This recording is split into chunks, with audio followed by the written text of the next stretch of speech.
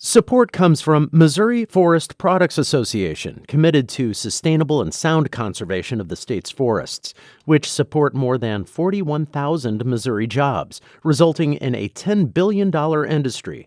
ChooseWood.com. From St. Louis Public Radio. This is St. Louis on the Air.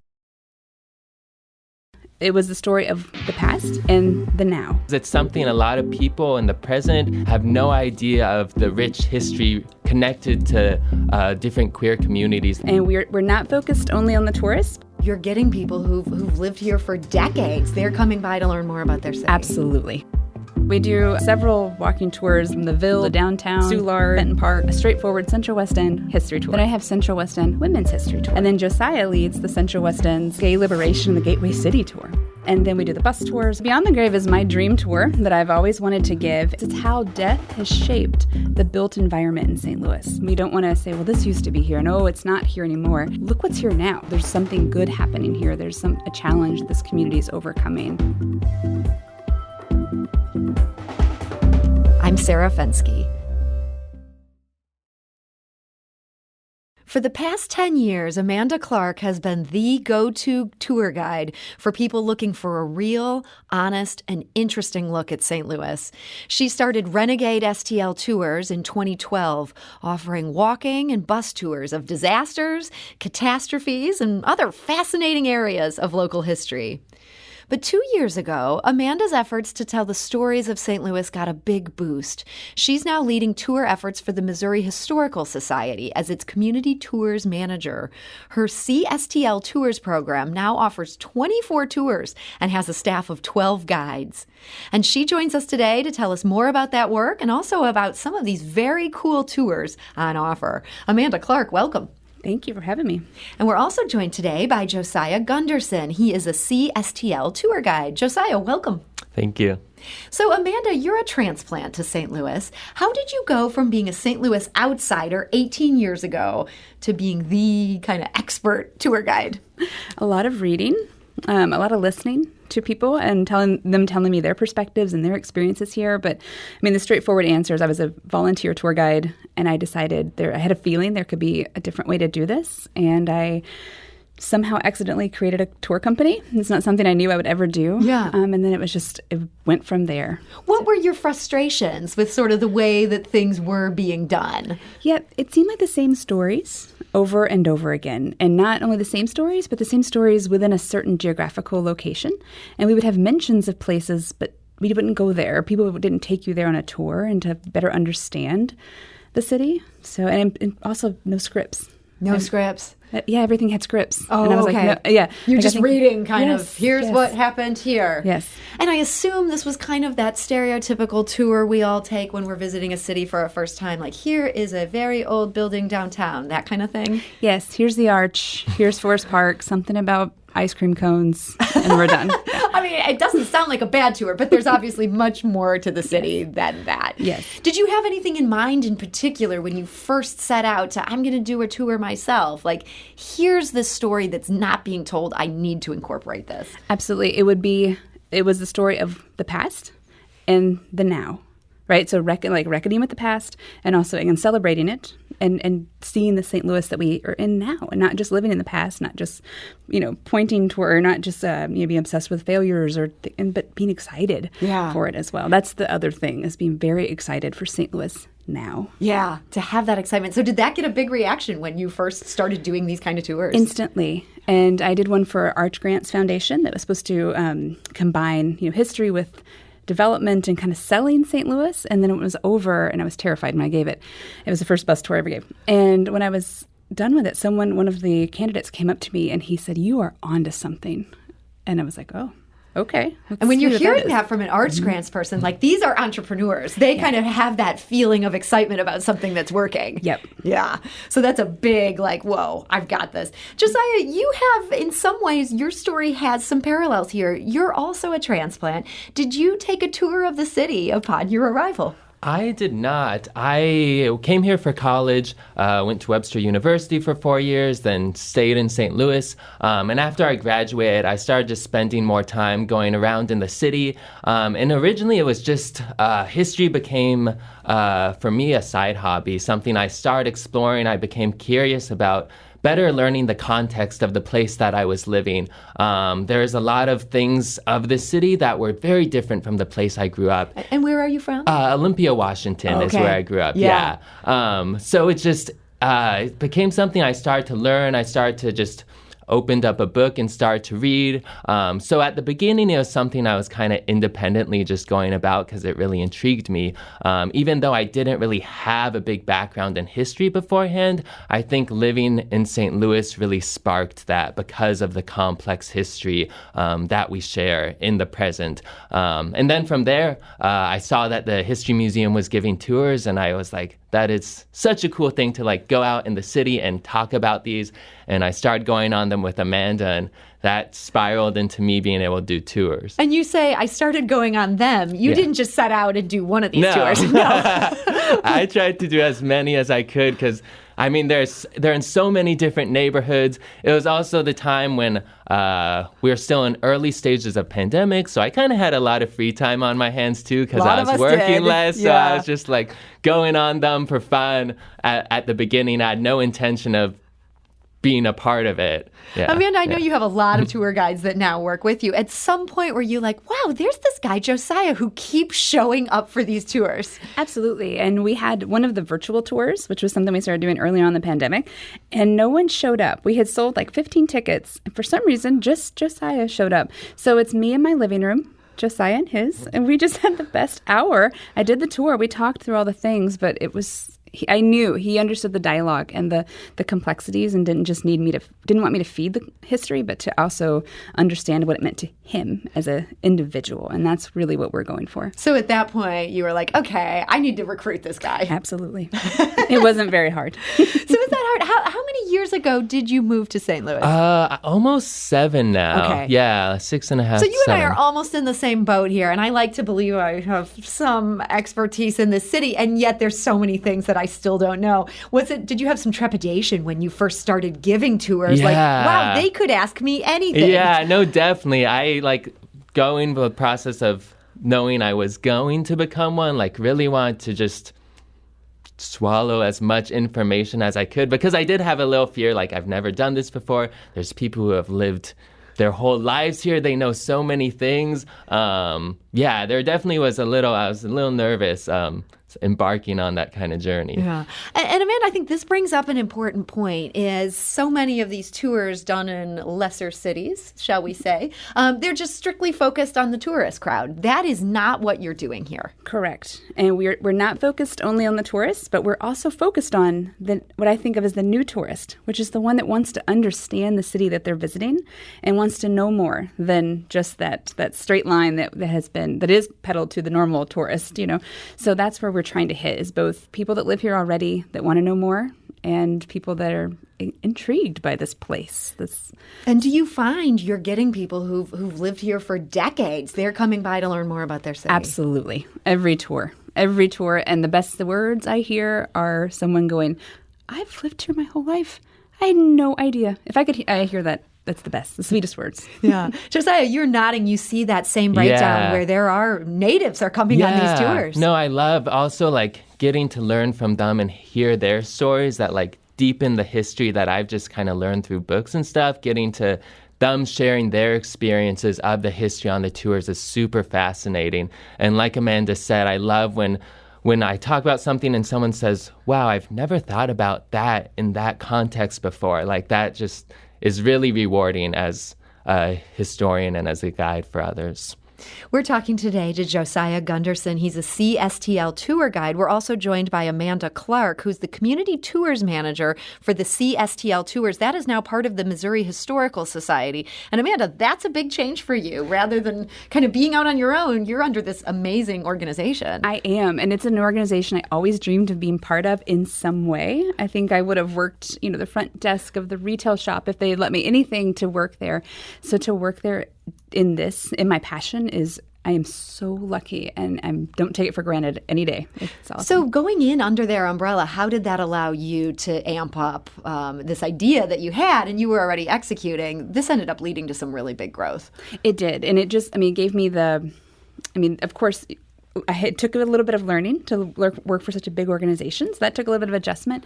But not only do I do the tours, I'm able to use the resources of the Historic Society. Some of the curators are tour guides themselves. We're able to add in information and just have that network underneath me has been really, really great. So I want to talk about some of these tours that you're now doing, because some of these are so unique. These might not be topics that anybody has ever dreamt could be a tour. Mm-hmm. And some of these are walking tours, some are bus tours. Both options. Correct. Yeah, we do several walking tours. This weekend, I think we have 6 or 7 different ones happening from the Ville to downtown, Soulard, Benton Park. And then we do the bus tours all over the city. Those are more thematic. They have different things that are going on. And we've just started a partnership with the Gateway Riverboats. And once a month, I'm doing a takeover of the riverboats. This is going to be like a riverboat tour. It is. That's so cool. It is. It's pretty dreamy. I'm making notes of what I wish to do with my time. I want to take a riverboat tour. And when you mentioned these ones that are more neighborhood specific, these walking tours, so then is the focus on the history of that neighborhood? Yes. And for some neighborhoods, that's layered. We have, for the Central West End, I have a straightforward Central West End history tour. Then I have Central West End Women's History Tour. And then Josiah leads the Central West End's, Gay Liberation and the Gateway City Tour, which is a whole other layer to that neighborhood's history that's great and not a history I understood. So it brought a lot to me to understand. So Josiah, that's actually a history that I'm curious about hearing a little bit about today. Gay Liberation in the Gateway City, and that's based all in the Central West End. Yeah, it's based all in the Central West End, which is super interesting because it's something a lot of people in the present, especially my age, have no idea of the rich history connected to different queer communities that were located there in the 70s and 80s. So tell us a little bit about what are some spots that you take people by? Oh my. We go to T.S. Eliot's house. We go to Tennessee Williams' apartment building. We go to near the first location of the Metropolitan Community Church Organization, which was one of the first queer organizations in St. Louis. So we hit a lot of some of the first, both some of the early people located in the area and then some of the early activism that was centered around that neighborhood in the 70s and 80s. And so, Amanda, the idea is you're getting this story that's sort of woven in around things that are still there today. Correct. In some cases, are you taking people by something that's been demolished? This is what used to be here. Absolutely. Yeah. That is a fact of life in St. Louis, especially on our Old North St. Louis tour. That can be a challenge, but we don't want to focus too much on that. We don't want to say, well, this used to be here. No, it's not here anymore. We want to temper that it used to be here, but look what's here now. There's something good happening here. There's a challenge that this community is overcoming as well. So there's a gay liberation tour, and then there's also a women's tour in the same neighborhood. Are there any points where these two tours, they could literally be running right into each other? Oh, absolutely. It's fun when we happen to be in the same neighborhood because then we get to play a fun jets and sharks, walking past each other, little tour guide. This actually happens. You guys have tours have run into other tours while out and about in the city. Yeah, every once in a while it's happened. I love that. So, Amanda, you also have 2 very different brand new tours that are featured this season. I feel like one of these people are going to love to hear about Beyond the Grave. What's going on with that? Yeah, so Beyond the Grave is my dream tour that I've always wanted to give, and it is not one that, I get asked a lot for a ghost history tour, and I'm not going to do that because that's not me. That is not, a ghost skeptic? Yeah, not really my thing. And also a lot of ghost tours tend to, in some way, prey upon tragedies and the hardships families face that dealt with mental illness and things like that. And I feel like that gets ignored. And so ghost histories are asked for, true crime is asked for, and for a little while I did a true crime history tour, and that still didn't feel right to me because it kind of did the same thing. But I am fascinated with why people are fascinated by that. Yeah. It's a great question. Yeah, and so I wrote this tour with the partnership of an UMSL intern, and it's called Beyond the Grave because it's how death has shaped the built environment in St. Louis. So we'll drive through St. Louis. We will see places where cemeteries used to be, including about 3 or 4 blocks from here was a giant cemetery that is no longer there. Really? Rock Springs Cemetery. There's also one Wesleyan cemetery at the corner of Grand and Lindell that no one knows was there. Thousands of bodies were there and then had to be moved. So we'll go to both sites that used to be cemeteries, but we'll also visit sites that we don't think of, or how people's changing perceptions of death shape the world we live in. Because the world we live in now, we push death out to the county, right? And this is any city, right? They push it out into the rural areas. It's a far-flung thing. So we put that cemetery where it's a destination. Yeah, and that's because of disease and things, and they felt that was where it needed to be for health reasons. But then that starts rolling into, we ourselves are able to then push that whole thing. Someone else takes care of our loved ones' bodies when they pass on. The whole thing starts pushing. And so that's the tour. Wow, that's so interesting. Mm-hmm. I mean, this is kind of like a meta look at death. And it's fun. And anything I do, is going to be fun, and it's going to teach you so much stuff about places you think you know all about. Confronting our mortality will be fun. That's a promise. Absolutely. See? Yep. That's the Beyond the Grave tour. Have you done that one yet? Yes. And so how did that go? It was great. I mean, we start off the tour asking everyone, do you know what's going to happen to you when you pass away? Where's your body going to go? And it gets everyone starting to think about this. And the hope is that this tour will actually provide a really safe place for people to kind of go around and understand this and think about it for a second in a non-scary way. Yeah. So this is the tour that you have dreamt of doing. Yeah. Does that mean this is one that you kind of insist on taking personally? Oh, yeah. Yeah. It's going to be good. This is like the Amanda tour, is the Beyond the Grave tour. I say that about a lot of them, but yes, this one's the Amanda tour. until the next Amanda tour happens. You also have a Delmar Divide tour, and that's been getting a lot of attention because that issue needs a lot of attention. And I understand that's maybe less structured than some of your other tours. How so? What's the idea behind this? Yeah, it is very much less structured. And that's something that we pitch on all the tours, that they're all less structured. This one really is, because we've only offered it as a public tour once.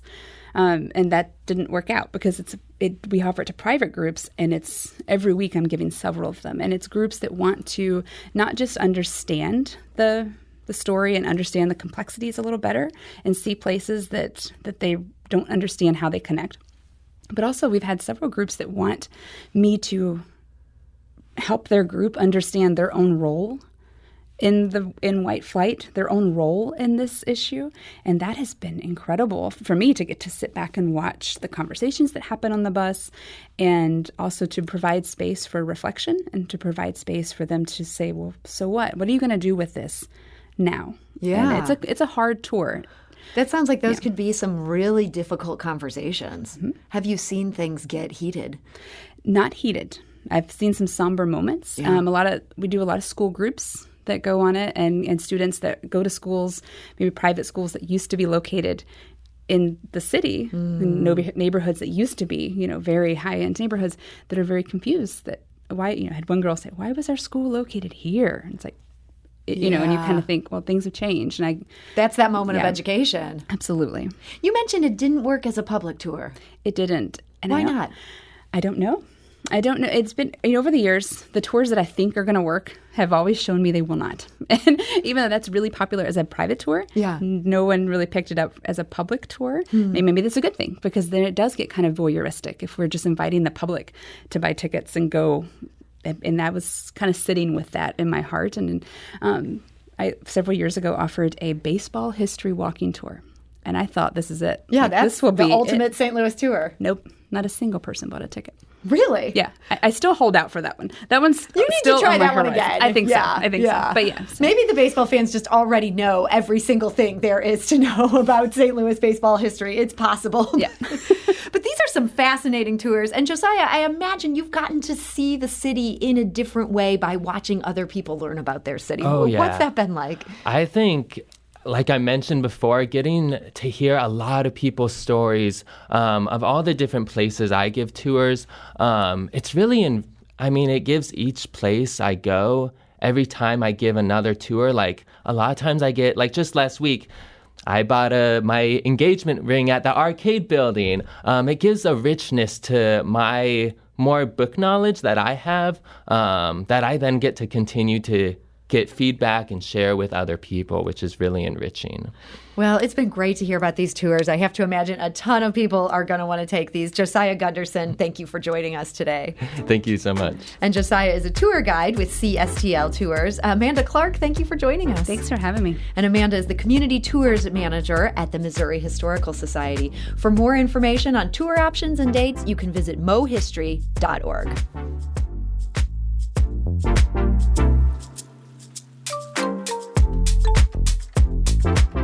This episode was produced by Danny Wissentowski with audio engineering by Aaron Dorr. Our production intern is Avery Rogers. This podcast was mixed and edited by Avery. Our executive producer is Alex Hoyer.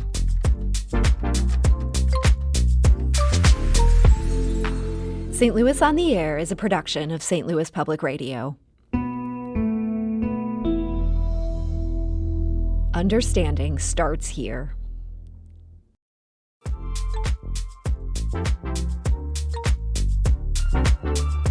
Do you find yourself regularly listening to episodes of St. Louis on the Air?